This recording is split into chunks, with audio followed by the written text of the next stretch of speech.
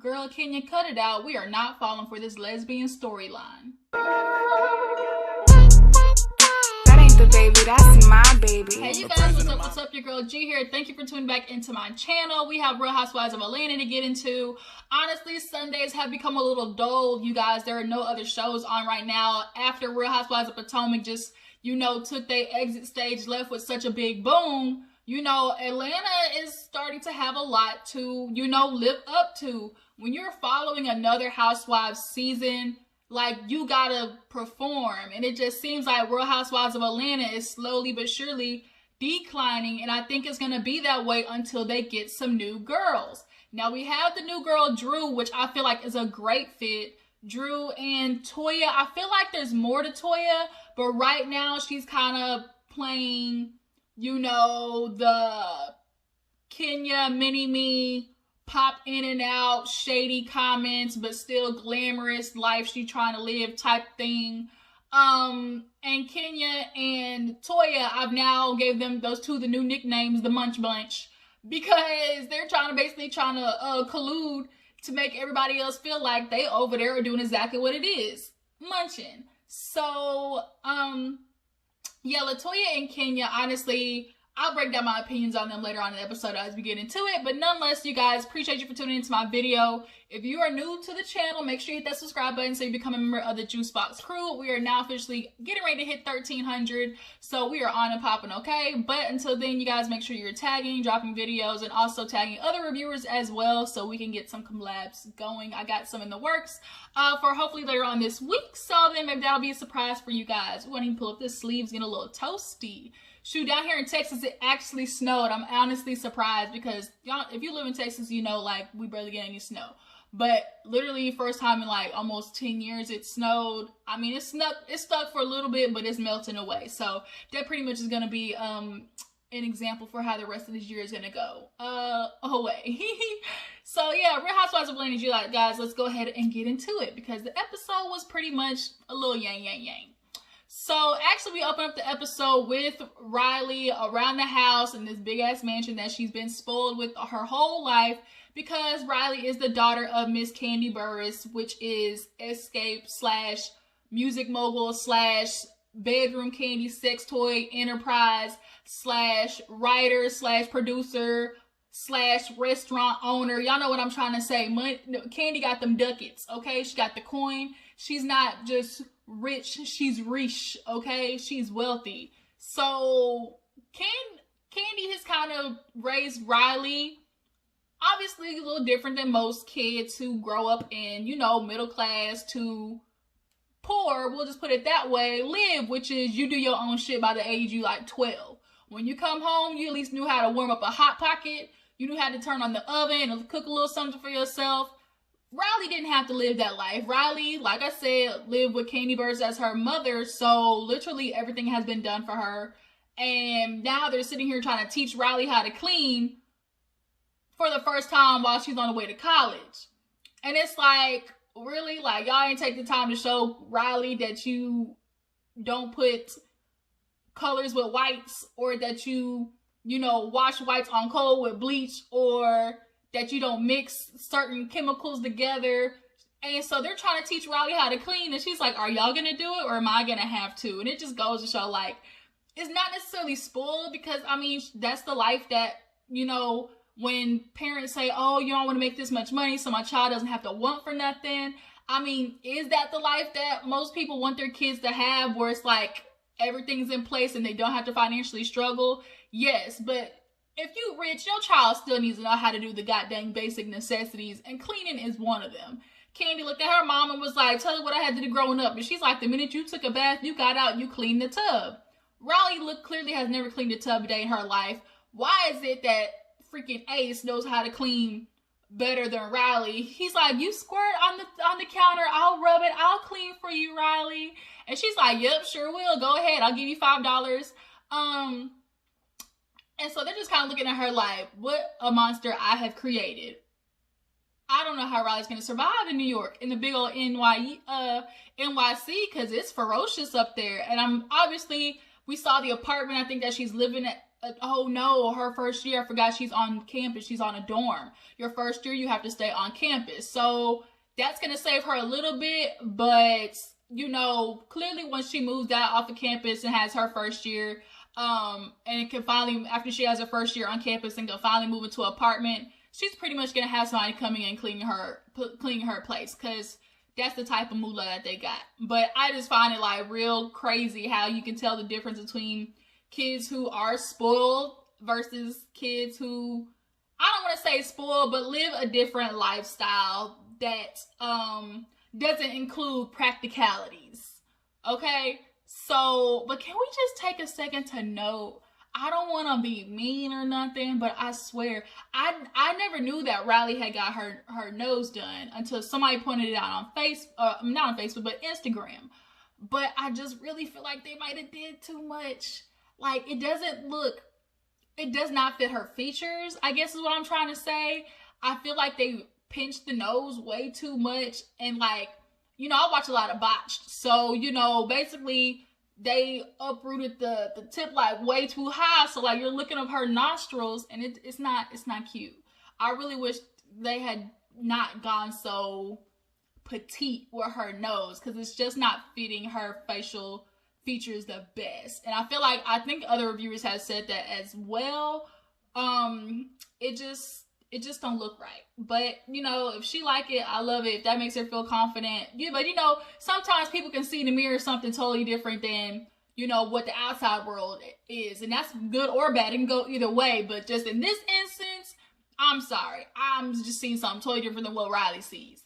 But moving on. So we had this little scene with Kenya, Cynthia, and Latoya. They all go over to this little lingerie shop to go shopping, and first Cynthia and Toya show up, and Cynthia's talking about how she's like, like, Kenya and Toya been real tight. You know, I'm not a little jealous or nothing, but I'm just starting to notice, like, is my girl like trying to leave me? And I'm gonna let you know, Cynthia, and this is true tea. Let me tell you what Kenya's trying to do. Kenya is trying to secure her spot for next season. Everybody knows that, especially with Housewives of Atlanta, everybody's talking about how they need new girls, how they need a different type of flair. If Kenya continues to stay on Latoya, basically eat her ass till they can get a new season, she's gonna be able to be a friend of Latoya's. Obviously, if they get super close, she might not be a housewife, but she can definitely be an affiliate. That's what Kenya's at least trying to do. So Cynthia, she's playing the long run. You might want to start doing the same too. But she was just talking about how she's a little jealous a little bit, especially since Toya is bragging about how she got a naked photo of Kenya, and she showed Cynthia, and she's like, what? I'm not even worthy of a naked photo. And so we see Kenya, I mean, basically what we expect. You know, we all know that she got her booty done. It's very obvious.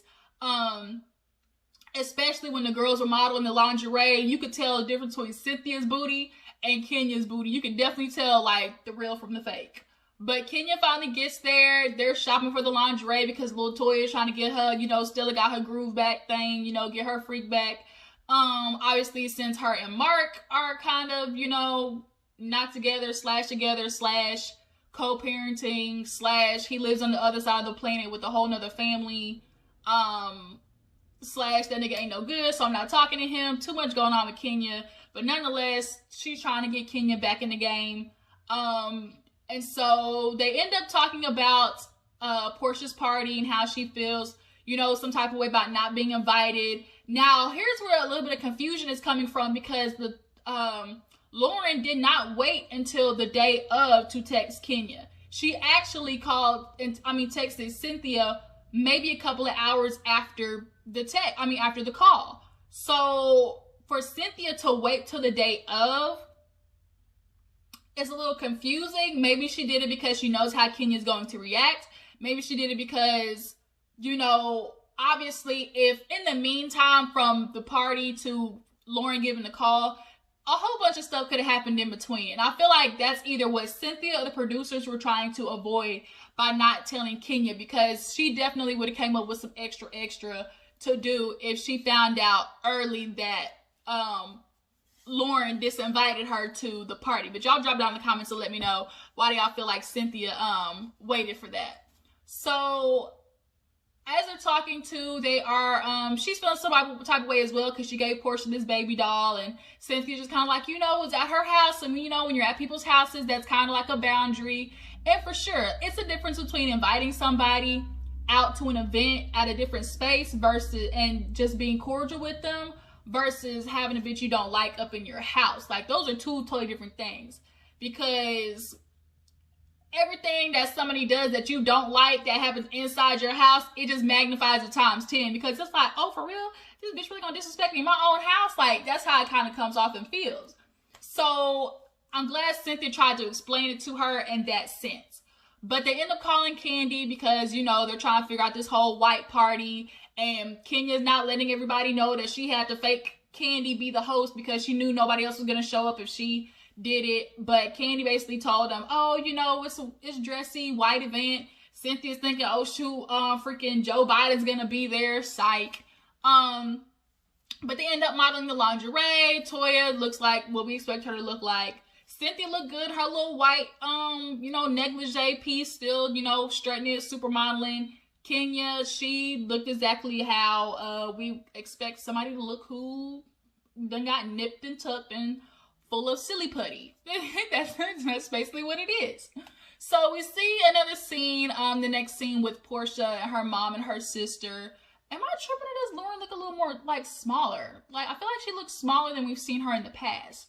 But Porsha's now on the healthy vegan route. I couldn't do it. I'm sorry. I love cheese too much. Veganism, just not my life. Couldn't do it. I would lose my mind. But they go sitting down, and Porsha is telling a story about how she's writing a book called The Pursuit of Porsha. And she was just explaining how, you know, she wanted to talk to her sister and her mom about, you know, obviously growing up and being in a co-parenting situation. Lauren lived with her dad, and Porsha lived with her mom. They had the same dad, different moms.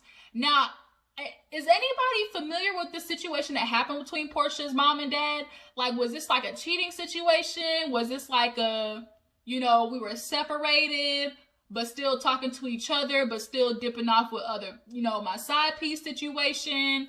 Like, I don't know what it is, because the way Porsha's mom was explaining, oh, you know, me and the girl, like, she tried to get cool with me, talking about, oh my God, like, Lauren this, and oh my God, Lauren that. Like, I don't know if it was just like, and she was like, this bitch really trying to call me, talking about Lauren's born with my man or my husband. Like, I don't know if that was, I don't know that situation. Y'all drop down in the comments if y'all let me know, like, how that played out. But it got more into the sense of, like, daddy issues. And Porsha's talking about, like, I don't think I have daddy issues, because even though her dad was there, her dad passed away before she was really a teenager and was able to get into, like, what a dad is there for, which is obviously to give you advice from a male's perspective and show you what a man is supposed to be, what you look for. Girl, you got daddy issues. I mean, not in the stereotypical sense, which is like you out in the world, you know, busting it wide open, become a stripper and dance on a pole for 30 years. Not necessarily that type of daddy issues, but there is a lack of male inspiration, because yeah, you have this idea, but to actually see it and know what you truly understand that you need in a relationship, which is why with Dennis, you pretty much accepted all the BS that he gave you in the beginning, because you saw all the superficial things. You saw all the, you know, the quote unquote providing that he could do. It's always, oh, you know, he's got a house, he's got a car, no kids. As Porsha said, she was like, shoot, I heard all three of those things, and, you know, decided to hop on the dick and do a full split, because those things, you know, obviously is what made her interested. And I think Porsha kind of lacks what, I mean, which is what most women, like, they do this checkbox, obviously everybody does in their head. So for her, it's like, oh shoot, he got a house, ding ding. Oh, he got a car, ding, and no kids. Now, especially with Dennis at his age having no kids, nobody wants the baby mama drama. So I could definitely see how most women would definitely see that as a plus.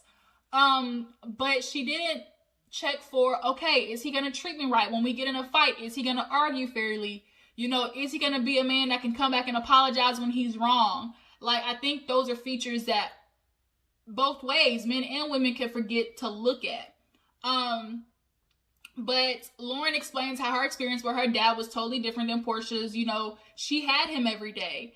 And Porsha didn't. So Porsha kind of started tearing up because she realized like, oh my God, dang, maybe I did, you know, miss out on something like that, having him there, you know, the little bits, you know, that my sister could. So going forward, she's trying to have something different for PJ, because obviously with co-parenting, you know, it might not work personally with her and Dennis, but to make sure that he's maintaining a consistent relationship with PJ so she don't go out there thotting and bopping is very important. So it's the day of the engagement party. Everybody's getting ready. Cynthia, Mike, they're all trying to figure out, well, shoot, in the text message, somebody talking about Joe Biden gonna be there. I can't believe Joe Biden gonna be there. Oh, Biden. No, he was not going to show up. But Cynthia and Mike did look good. Kandi, everybody's trying to time. Kenya's showing up to the event like, oh my God, is everyone going to be here on time? That's why I told Kandi to be the host so everybody can show up. I need them to be on time. Girl, you ain't playing nobody. We know why you told Kandi to be the host. So who showed up first? Tanya surprisingly showed up first, looking real good. I didn't know Tanya had them yeeks back there. I'd never really paid attention to it like that, but I was like, oh snap, she got some shape. So then Tanya showed up, Kandi and Todd, and then it was like Joy and like another girl I think that was like cool with all of them. They all ended up being there first, and then Cynthia and Mike show up. And they come in the midst of them, like, trying to talk about the event, like, the seat placements. And everybody's like, hey, welcome to the party, surprise. And Cynthia and Mike are like, what? And Kandi had to tell them, take your ass back up there and walk back in and look around. So finally, when they looked around and saw all the chill everywhere, they, like, finally realized it was a surprise engagement party for them. And it was super fun. Like, she's like, I want Cynthia to cry. Cynthia got emotional. She appreciated it because we all know Kenya almost fucked up that proposal, trying to be messy, telling Cynthia that she thought Mike was proposing. Like, it was just in famous words of Nene, so nasty, so rude. So everybody's talking, catching up.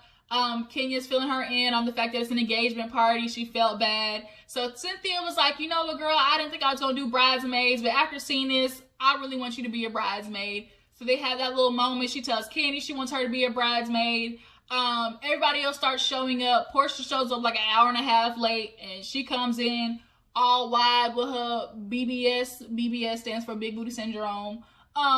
With her hips swinging wide, like a dump truck. Boy, I tell you, Porsha is thick with 3 C's.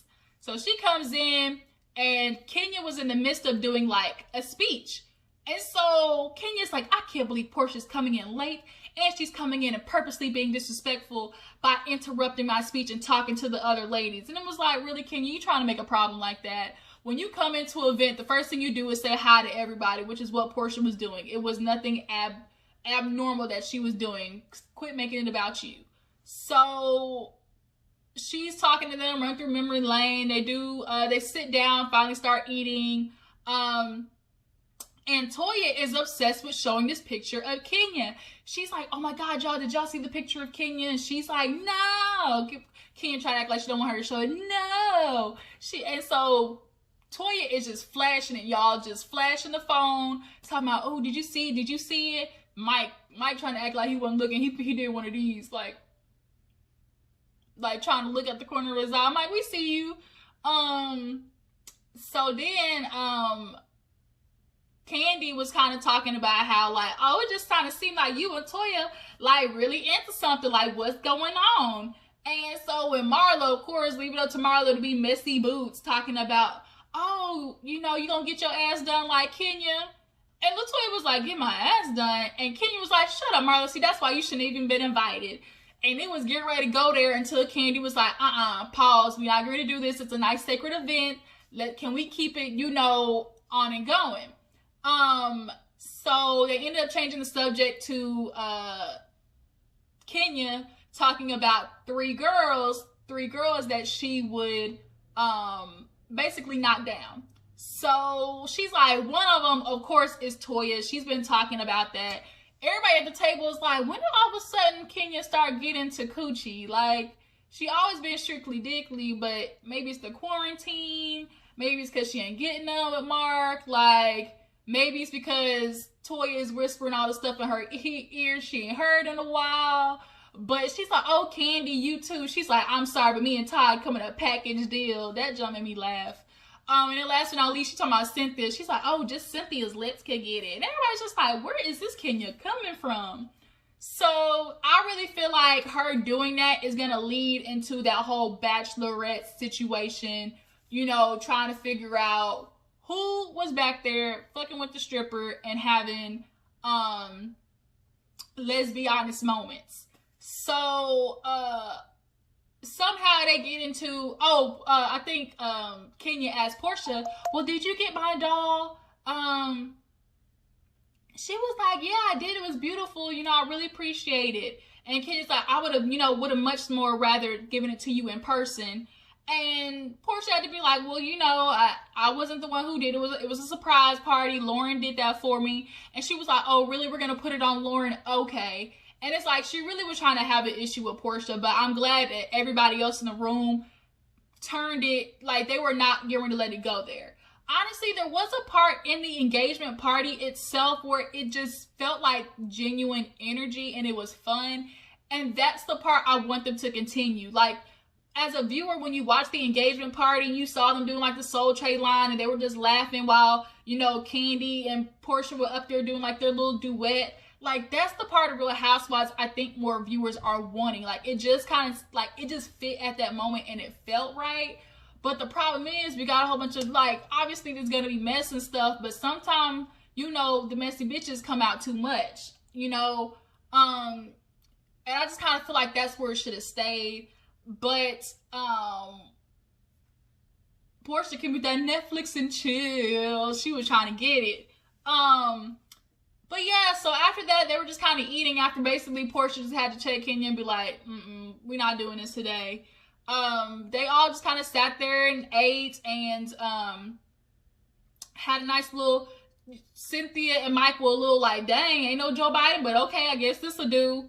And then that was kind of pretty much it at the party. Everybody had fun and it seemed like a legit, like, you know, good time eventually, you know, once they decided to chill on the madness. But Marlo, always depend on Marlo to drop a good little jab every now and again, because she, oh, you gonna get your ass done too? And it was like, damn, okay, Marlo.